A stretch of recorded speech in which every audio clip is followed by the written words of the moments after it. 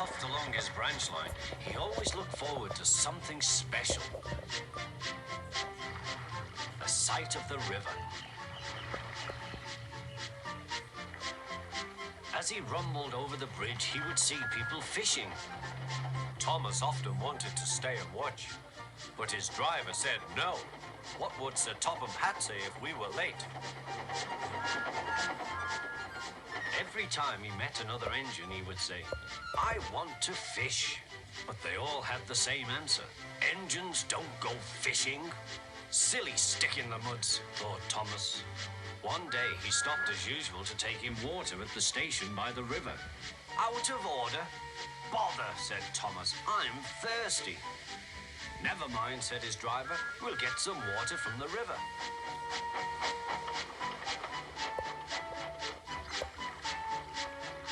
They found a bucket and some rope and went to the bridge.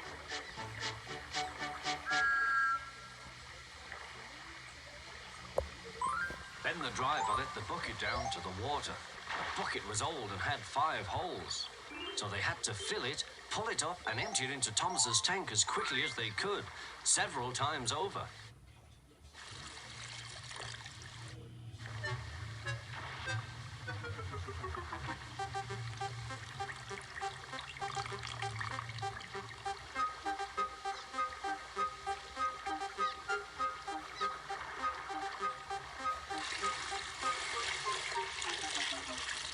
They finished at last.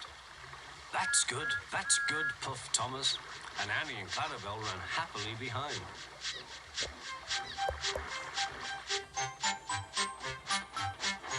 Suddenly, Thomas began to feel a pain in his boiler. Steam began to hiss from his safety valve in an alarming way. "There's too much steam," said his driver. "Oh dear," groaned Thomas. "I'm going to burst. I'm going to burst." They damped down his fire and struggled on. "I've got such a pain. I've got such a pain," Thomas hissed.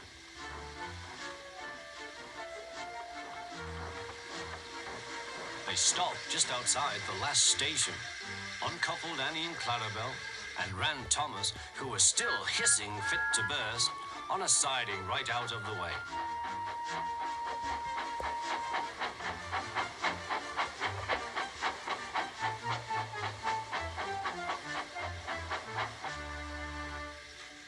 Then while the conductor telephoned for an engine inspector, the driver found notices in large letters, which he hung on Thomas in front and behind. "Danger, keep away." Soon the inspector and Sir Topham Hatt arrived. "Cheer up, Thomas," they said. "We'll soon put you right." The driver told them what had happened. "So the feed pipe is blocked," said the inspector. "I'll just look in the tanks." He climbed up and peered in. Then he came down. "Excuse me, sir. Please look in the tank and tell me what you see." "Certainly, Inspector," replied Sir Topham Hatt. He clambered up, looked in, and nearly fell off in surprise. "Inspector," he whispered, "can you see fish?" "Gracious goodness me, how did the fish get there, driver?" "We must have fished them from the river with our bucket," replied Thomas's driver. "Well, Thomas, so you and your driver have been fishing, but fish don't suit you. We must get them out." They all took turns at fishing in Thomas's tank, while Sir Topham Hatt looked on and told them how to do it.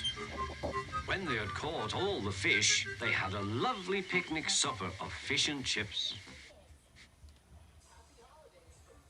That was good, Sir Topham Hatt.